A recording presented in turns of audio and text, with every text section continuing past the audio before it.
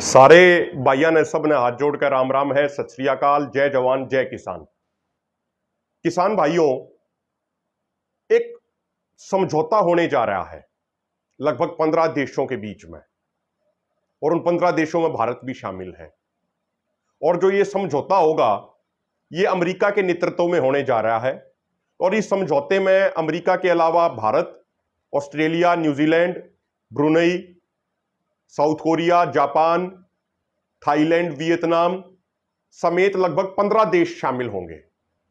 इस समझौते का जो नाम दिया गया है वो दिया गया है IPEF, Indo Pacific economic framework. कोई न्यूज चैनल, कोई मीडिया वाला आपको इन चीजों के बारे में नहीं बताओगा। बहुत कम ऐसे मीडिया संस्थान हैं जो इन गंभीर मुद्दों को कवर करते हैं। और सबसे महत्वपूर्ण बात यह है, मैं आपको एक चीज याद दिलाना चाह रहा हूं। आज से लगभग 2-2.5 साल पहले एक इसी तरह का समझौता होने जा रहा था जिसका नाम था RCEP, regional comprehensive economic partnership.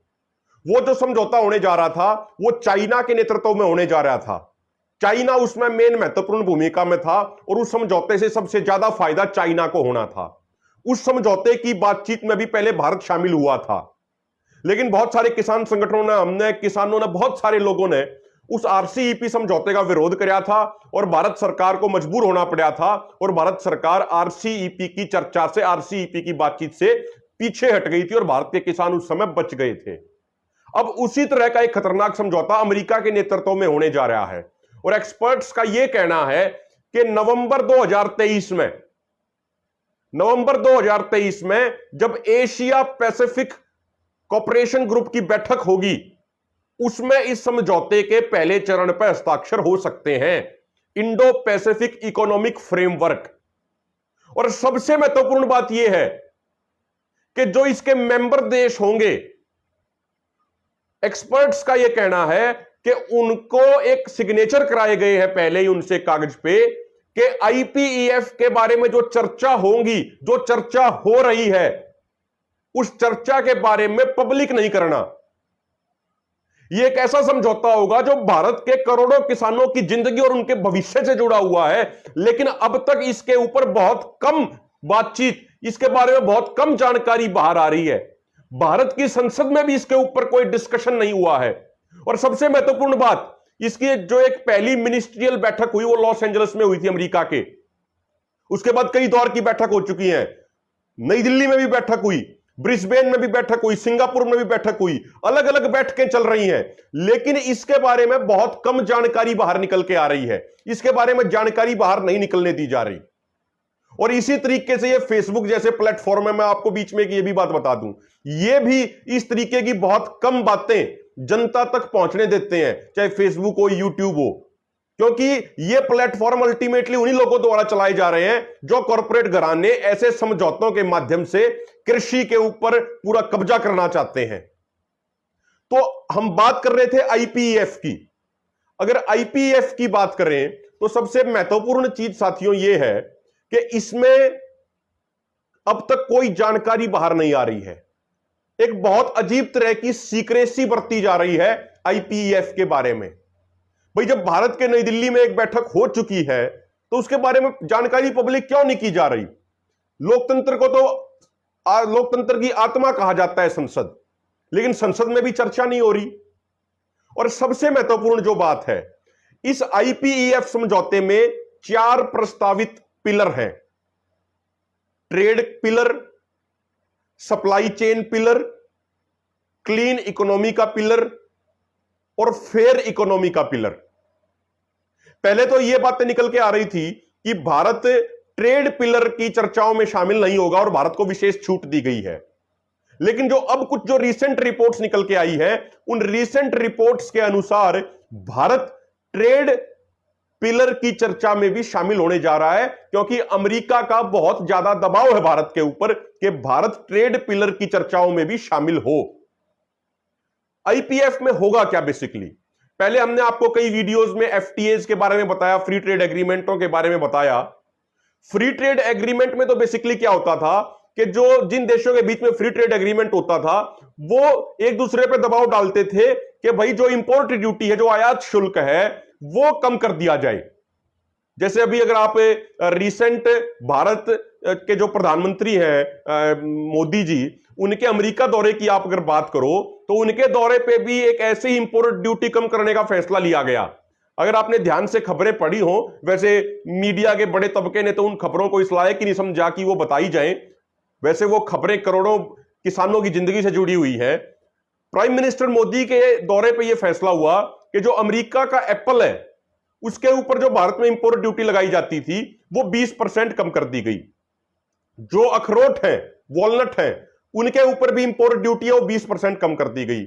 जो आपके ये आलमंड्स हैं, बादाम हैं, उनके ऊपर भी इंपोर्ट ड्यूटी कम कर दी गई। इस तरीके से 8 प्रोडक्ट्स के ऊपर इंपोर्ट ड्यूटी कम कर दी गई। किसी पे 20% कम की गई, किसी पे 8 रुपया पर केजी के हिसाब से की गई, यानी यहां के किसानों को उससे नुकसान होगा। अब जो बात आईपीएफ की हम कर रहे थे, आईपीएफ में क्या होता है कि आईपीएफ के पहले स्टेप में वो इंपोर्ट ड्यूटी कम करने की बात नहीं कह रहे। वो ये नहीं कह रहे कि इसके सदस्य देश इंपोर्ट ड्यूटी कम करें। वो ये कह रहे हैं कि इस समझौते के तहत ट्रेड में, सप्लाई चेन में और इकोनॉमी में साइंस बेस्ड डिसीजंस लिए जाएंगे और ट्रांसपेरेंट और इक्वल रेगुलेशंस रखी जाएंगी। अब आप इस बात को सरल भाषा में समझ लीजिए। साइंस बेस्ड डिसीजंस का मतलब है कि America genetically modified agriculture products का सबसे बड़ा प्रोड्यूसर है और बहुत सारे देश हैं दुनिया के जहां पे रिसर्च करके यह साबित हो चुका है, इवन भारत में बीटी कॉटन के एग्जांपल से यह साबित हो चुका है कि जो है जेनेटिकली मॉडिफाइड जो ये फसलें हैं ये ज्यादा फायदेमंद नहीं है और इससे बहुत ज्यादा नुकसान होता है। ये बीटी कॉटन में तो हम सब ने देख लिया। अब आप देखिए धीरे धीरे जो बीटी कॉटन का जो एरिया था उसकी जो खेती का, वो धीरे धीरे कम होता जा रहा है, क्योंकि बीटी कॉटन में ऐसी बहुत सारी बीमारियां आ जाती हैं जिनका कोई इलाज ही नहीं है, जिनका कोई समाधान संभव नहीं है। तो आईपीएफ जो ये कह रहा है, आईपीएफ के तहत जो ये कह रहे हैं कि भाई साइंस बेस्ड डिसीजन मेकिंग होगी, उसमें अमेरिका ये प्रूव कर देता कि भाई जेनेटिकली मॉडिफाइड से कोई नुकसान नहीं है। तो वो क्या करेगा, साइंस बेस्ड डिसीजंस के नाम पे जो दूसरा स्टेप कहा कि ट्रांसपेरेंट एंड इक्वल रेगुलेशंस, यानी जो देशों में नियम कानून है, जैसे भारत में रेगुलेशन है कि अभी बीटी कॉटन के अलावा किसी और की खेती अलाउड नहीं है, अभी बीटी मस्टर्ड के ऊपर भी चर्चा चल रही है। तो भारत में जेनेटिकली मॉडिफाइड जो ज्यादातर चीजें हैं उन पे प्रतिबंध है, ये रेगुलेशन है भारत की। इसी तरीके से अन्य देशों में भी ये रेगुलेशन है। लेकिन आईपीएफ समझौते के तहत क्या होगा कि जो नियम कानून है मेंबर देशों के, उन्हीं नियम कानूनों को बदलने का प्रयास, बदलने का काम अमेरिका द्वारा नेतृत्व किए जा रहे इस समझौते के तहत किया जाएगा। अगर यह आईपीएफ समझौता होता है तो इस आईपीईएफ समझौते पे अगर भारत हस्ताक्षर कर देगा, चाहे वो ट्रेड पिलर की बात हो, चेन सप्लाई के पिलर की बात, सप्लाई चेन के पिलर की बात हो, या क्लीन एंड फेयर इकोनॉमी के नाम पे बात हो, तो भारत के ऊपर फिर दबाव होगा जेनेटिकली मॉडिफाइड एग्रीकल्चर प्रोडक्ट्स भी इंपोर्ट करने का, जिन प्रोडक्ट्स के बारे में सुप्रीम कोर्ट तक भी ये चर्चा हो चुकी है कि ये प्रोडक्ट्स ना तो लोगों की सेहत के लिए अच्छे हैं, ना ये खेती के लिए अच्छे हैं। और सबसे एक और जो महत्वपूर्ण बात है वो ये है कि ये क्लीन एंड फेयर इकोनॉमी के नाम पे ये क्या करेंगे कि भाई क्लाइमेट सस्टेन्ड एग्रीकल्चर प्रैक्टिसेस की जाए। जो इसकी लॉस एंजलिस में जो एक मिनिस्ट्रियल बैठक हुई आईपीएफ की उस मिनिस्ट्रियल बैठक से कुछ एक जानकारी जो निकल के आई, उसमें ये क्या करेंगे कि क्लीन और सस्टेनेबल एग्रीकल्चर प्रैक्टिसेस के नाम पे ये दबाव डालेंगे कि भाई जो फर्टिलाइजर पे सब्सिडी देते हैं मेंबर देश, वो सब्सिडी खत्म कर दी जाए। इलेक्ट्रिसिटी, जो इरिगेशन के लिए इलेक्ट्रिसिटी चाहिए है, उस पर जो सब्सिडी देते हैं वो खत्म कर दी जाए। इस तरीके के दबाव भी डाले जाएंगे, ऐसा एक्सपर्ट्स अंदाजा लगा रहे हैं। तो सबसे जो महत्वपूर्ण बात है कि पहले दौर में, पहले स्टेप में आईपीईएफ नाम के समझौते के तहत होगा क्या कि जो आपके रेगुलेशंस हैं, जो आपके नियम कानून हैं, जो जेनेटिकली मॉडिफाइड एग्रीकल्चर प्रोडक्ट्स का इंपोर्ट होने से रोकते हैं, उन कानूनों को ही चेंज कर दिया जाएगा, उन्हीं में बदलाव कर दिया जाएगा। और मैं आपको बता दूं कि जब डोनाल्ड ट्रंप अमेरिका के प्रेसिडेंट होते थे और वो भारत के दौरे पे थे, उस समय भी इस तरह की रेगुलेशंस को बदलने का दबाव उनके द्वारा डाला जा रहा था। आप उस समय की न्यूज कटिंग्स हैं वो निकाल के आप देख सकते हैं। इस आईपीएफ समझौते के दूसरे राउंड में, दूसरे चरण में यह होगा कि जब ये सारी रेगुलेशन हट जाएंगी और America genetically modified agriculture products का सबसे बड़े प्रोड्यूसर्स में से एक है, तो दूसरे स्टेप में यह होगा कि जो इंपोर्ट ड्यूटी है इनके ऊपर, वो इंपोर्ट ड्यूटी बिल्कुल खत्म कर दी जाएगी, वो इंपोर्ट ड्यूटी बिल्कुल जीरो कर दी जाएगी। ये इसके दूसरे राउंड में होगा। जिस तरीके से अभी हमारे प्रधानमंत्री गए थे, जैसे मैंने आपको बताया, तो एप्पल के ऊपर, आलमंड्स के ऊपर और वॉलनट्स के ऊपर, यानी बादाम, अखरोट, सेब के ऊपर, और इसके अलावा अन्य 5 प्रोडक्ट्स पे भी इंपोर्ट ड्यूटी कम कर दी गई। जो अमेरिका का, अगर हम एग्रीकल्चर की बात करें, जो अमेरिका का टारगेट है आईपीईएफ समझौते के तहत भारत में, वो 3 मेन वो हैं। पहला डेयरी सेक्टर, दूसरा मुर्गी पालन का सेक्टर, तीसरा आपका मक्का और सोयाबीन का सेक्टर। अगर बात करें डेयरी सेक्टर की, तो डेयरी सेक्टर में आज के दिन भारत में सबसे ज्यादा पशु हैं। यदि हम पूरी दुनिया की बात करें, भारत में करोड़ों किसान हैं जो दूध के काम के ऊपर डिपेंडेंट हैं, और एवरेज जब निकालते हैं तो भारत में एक किसान के पास जो दूध का काम करता है, 3 से 4 पशु ही उसके पास मैक्सिमम आते हैं। और भारत में आप एवरेज एग्रीकल्चर लैंड देखेंगे तो वो 1 हेक्टेयर की है। जबकि यदि आप बात अमेरिका की करेंगे, तो अमेरिका में जो दूध के जो किसान हैं, डेयरी के जो किसान हैं, उनके पास जो एवरेज पशु हैं, एवरेज मवेशी हैं, वो लगभग 2 से 2,500 हजार हैं। और अमेरिका में एक एवरेज किसान के पास जो किसान के पास जो एक एवरेज एग्रीकल्चर लैंड है, वो 176 हेक्टेयर है। सिर्फ खेती की अगर बात करें तो अमेरिका के किसान को लगभग 18 लाख रुपए की आमदनी होती है, और उसके ऊपर 42 लाख रुपए की उसको एवरेज सब्सिडी मिलती है। भारत में एक किसान की खेती से जो एवरेज आमदनी है वो मात्र 75,000 रुपए है, और उसके ऊपर 14,000 रुपए की उसको सब्सिडी मिल जाती है। तो अमेरिका की कोशिश ये है कि डेयरी सेक्टर में, और सबसे खास बात एक क्या है कि अमेरिका में जो डेयरी सेक्टर है, वहां पे गायें हैं, उनको मीट खिलाया जाता है, उनको ब्लड भी दिया जाता है एक फीड के तौर पे, खून भी दिया जाता है, मांस भी दिया जाता है, हड्डियां भी उनको खिलाई जाती हैं प्रोडक्शन बढ़ाने के लिए। जबकि भारत का हमेशा से यह रहा है कि भाई हम उन गायों का दूध इंपोर्ट नहीं करा सकते जो गायें मीट खाती हैं, जो गायें खून लेती हैं, फीड में खून पीती हैं, जो हड्डियां खाती हैं, जो इस तरीके का जिनको फीड दिया जाता है, जो चारा दिया जाता है, उनसे हम इंपोर्ट नहीं कर सकते, क्योंकि भारत में बहुत तरह की लोगों की भावनाएं जुड़ी हुई हैं इस चीज से। तो यदि इस तरीके का अगर ऐसी गायों का इंपोर्ट किया जाएगा दूध या अन्य दूध प्रोडक्ट, तो वो भारत के लिए ठीक नहीं रहेगा। और कुछ समय पहले तक लगभग 50 से 60% इंपोर्ट ड्यूटी रही है भारत के अंदर किसी भी मिल्क प्रोडक्ट के इंपोर्ट पे। अमेरिका यह दबाव डाल रहा है कि इसको और अधिक कम किया जाए, इसको वो चाह रहा है कि ये 5%, 10% तक ला दी जाए। ये अमेरिका की कोशिश है। और अमेरिका में एक जो दूध का किसान है, उसको आमदनी दूध बेच के नहीं होती, उसको आमदनी होती है सब्सिडी से। और अगर 2015 की बात करें तो अकेले साल 2015 में अमेरिका के अंदर वहां की सरकार ने डेयरी किसानों को 1,66,000 करोड़ रुपए की सब्सिडी दी है। 1,66,000 करोड़ रुपए की सब्सिडी। तो अमेरिका के किसान को इस बात से कोई फर्क नहीं पड़ता कि उसका दूध कितने रुपए में बिक रहा है, क्योंकि जो उसकी आमदनी हो रही है वो सब्सिडी से हो रही है। तो अमेरिका की कोशिश यह है कि भाई जो ये massive amounts of dairy products हैं, इतनी बड़ी मात्रा में जो डेयरी प्रोडक्ट हैं, ये भारत के अंदर भेजे जाएं। और एक और जो चीज है अमेरिका के डेयरी सेक्टर में, वो ये है कि वहां पे गायों को एक जेनेटिकली मॉडिफाइड एक हार्मोन दिया जाता है उनका दूध का प्रोडक्शन बढ़ाने के लिए। तो भारत में जेनेटिकली मॉडिफाइड जो प्रोडक्ट्स हैं कॉटन के अलावा, वो भी बैन है।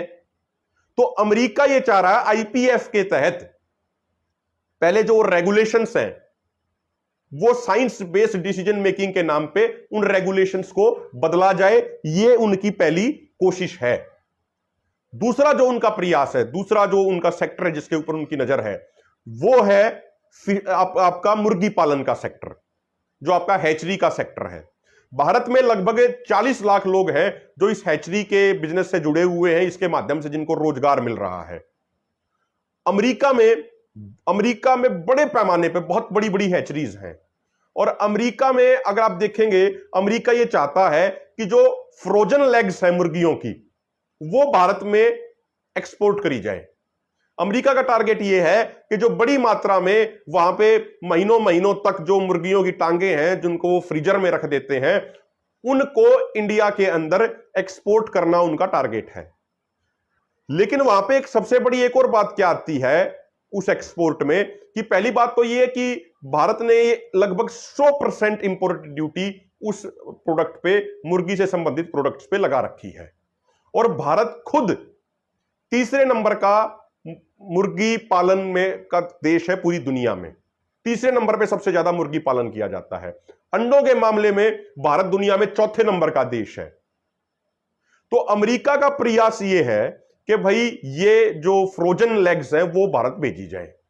लेकिन यहां भी एक समस्या आती है कि जो अमेरिका में जो हैचरी का बिजनेस है, जो मुर्गी पालन का बिजनेस है, उनमें जो मक्का और सोया जो मुर्गियों के फीड में इस्तेमाल होता है, वो जीएम मक्का और जीएम सोया ही इस्तेमाल किया जाता है। और जेनेटिकली मॉडिफाइड चीजें भारत में बैन है। तो फिर दोबारा अमेरिका यह प्रयास कर रहा है कि भाई ये रेगुलेशन चेंज कर दिए जाएं और उसके बाद वो जो फ्रोजन लेग्स है मुर्गियों की वो भारत में भेज दें। तो कुल मिला के यहां भी उनका टारगेट ये है कि रेगुलेशंस बदल दी जाएं। और इसी से जो संबंधित है, जैसे मैंने आपको पहले बताया, मक्का और सोयाबीन का, अगर आप बात मक्के की करोगे तो अमेरिका में लगभग 40 करोड़ मीट्रिक टन मक्के की पैदावार है और उसमें से जो 14% है वो दुनिया भर के 73 देशों को एक्सपोर्ट किया गया। अकेले अगर आप मैक्सिको की बात करें तो अमेरिका और मैक्सिको के साथ जब से नाफ्टा नाम का ट्रेड एग्रीमेंट हुआ तो नतीजा यह है कि जो मैक्सिको में जो मक्का किसान थे वो पूरे तरीके से बर्बाद हो गए और लगभग 20 लाख लोग जो मक्के की खेती से जुड़े हुए थे मैक्सिको में वो बेरोजगार हो गए। 20 लाख लोग अकेले एक देश मैक्सिको में, क्योंकि अमेरिका ने जेनेटिकली मॉडिफाइड मक्का इतनी बड़ी मात्रा में मैक्सिको भेज दिया कि पूरे मार्केट को डंप कर दिया, पूरे मार्केट में भर दिया। तो और अगर आप भारत की बात करोगे तो भारत जो है वो मक्का उत्पादन के मामले में भी दुनिया के टॉप देशों में शामिल है। तो भारत का जो प्रयास है वो ये है कि भाई मक्के का इस्तेमाल फीड में भी होता है मुर्गी पालन में, और मक्के का इस्तेमाल और चीजों में भी किया जाता है, चारे के तौर पे भी होता है, और चीजों में भी रॉ मटेरियल के तौर पे किया जाता है। तो भारत ये नहीं चाहता कि वहां से जेनेटिकली मॉडिफाइड मक्का भारत के अंदर आए, लेकिन अमेरिका आईपीएफ के माध्यम से ये दबाव डालने की कोशिश कर रहा है कि भाई नहीं, ये भारत में लाना पड़ेगा। तो ये मक्के के ऊपर भी वहां की सरकार ये दबाव डाल रही है भारत के ऊपर। अगर आप बात सोयाबीन की करोगे तो सोयाबीन के मामले में भी यही है। सोयाबीन का इस्तेमाल अगर आप देखोगे तो सोयाबीन का इस्तेमाल मुर्गी पालन में फीड में भी किया जाता है। सोयाबीन का तेल भी निकाला जाता है, वो भी यूज होता है। और भारत सोयाबीन के प्रोडक्शन के मामले में दुनिया का 5वां सबसे बड़ा उत्पादक है। तो अमेरिका का दबाव ये, अमेरिका की कोशिश ये है, अमेरिका ये दबाव डालने का प्रयास कर रहा है कि भारत अपने रेगुलेशंस चेंज कर दे और उसके बाद जेनेटिकली मॉडिफाइड सोया है वो भारत में भेज दिया जाए। तो अंत में मैं आपको ये चीज कहना चाह रहा हूं, ये मैंने आपको 3-4 एग्जांपल बताए किस तरीके से आईपीईएफ के माध्यम से रूल रेगुलेशन चेंज कराने की कोशिश अमेरिका द्वारा की जा रही है। और यदि वो रूल रेगुलेशन चेंज होते हैं तो उसके बाद बड़ी मात्रा में जेनेटिकली मॉडिफाइड डेयरी जो प्रोडक्ट्स होंगे वो भी भारत आएंगे। जेनेटिकली मॉडिफाइड मक्का होगा, जेनेटिकली मॉडिफाइड सोयाबीन होगा, वो भी भारत आएगा। जो मुर्गी पालन है, मुर्गी पालन में बड़ी मात्रा में लाखों टन जो फ्रोजन लेग्स होंगी मुर्गियों की वो भारत लाई जाएंगी। इसके अलावा जो डेयरी प्रोडक्ट्स हैं वो बड़ी संख्या में भारत में आएंगे। तो आप मुझे एक बात बताइए, यदि अमेरिका से इतनी बड़ी संख्या में डेयरी प्रोडक्ट्स आ गए तो फिर भारत के किसानों के जो वो दूध पैदा कर रहे हैं अपने मवेशियों के द्वारा, उस दूध को कौन खरीदेगा? उस दूध को कोई नहीं खरीदेगा। उस दूध की कीमतें एकदम कोलैप्स कर जाएंगी।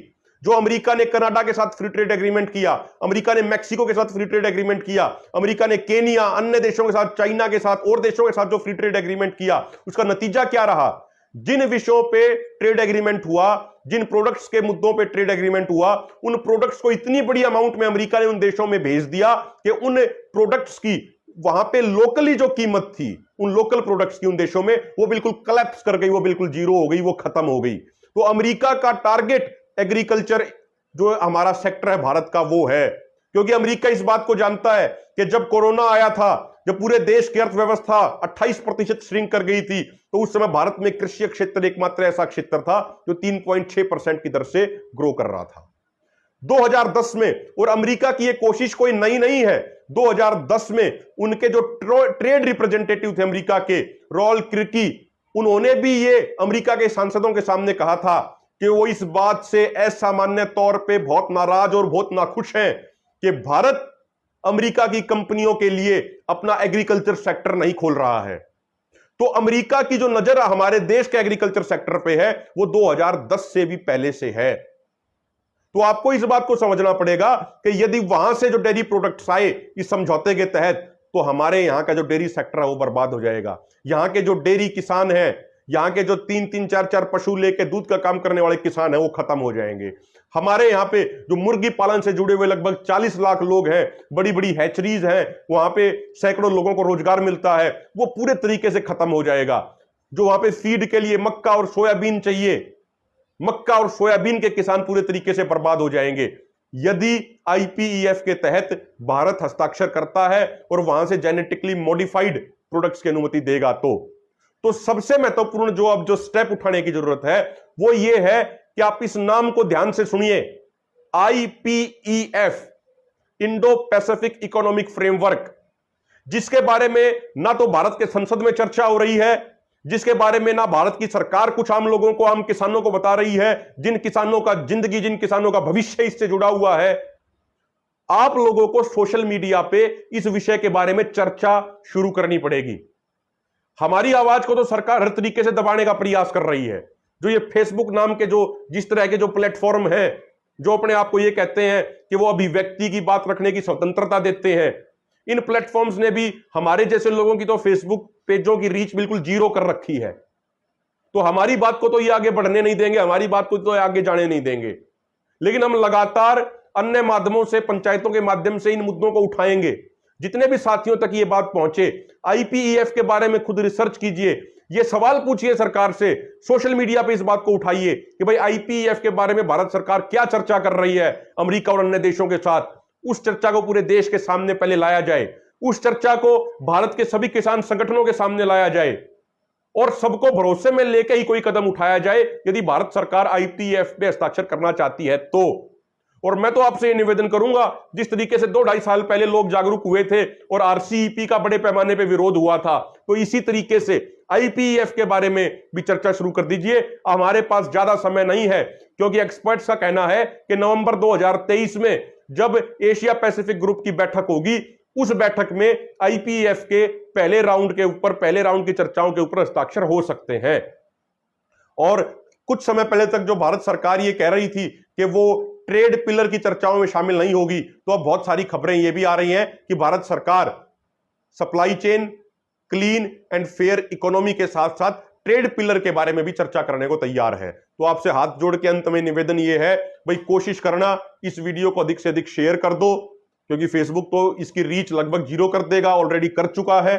अगर आपको अच्छी लगी हो, आपको लगे कि भाई आपकी जिम्मेदारी बनती है और ज्यादा कुछ नहीं, तो आप इस चीज को शेयर करके अधिक से अधिक ग्रुपों में पहुंचा दें, अधिक से अधिक लोगों तक पहुंचा दें। तो ऐसा आपसे निवेदन है, अधिक से अधिक यूट्यूब चैनल्स पे डालें, अधिक से अधिक सोशल मीडिया पे शेयर करें, ताकि हमारे किसान भाई जागरूक हो सके। किसान भाई जब जागरूक होंगे किसी मुद्दे पे, तभी वो उस मुद्दे पे आंदोलन लड़ने की सोच सकते हैं, उसी मुद्दे पे उसके बाद ही वो आंदोलन लड़ने की तैयारी करेंगे। तो आपसे निवेदन ये है कि इस वीडियो को अपनी जिम्मेदारी समझ के अधिक से अधिक लोगों तक पहुंचाएं। बहुत बहुत धन्यवाद।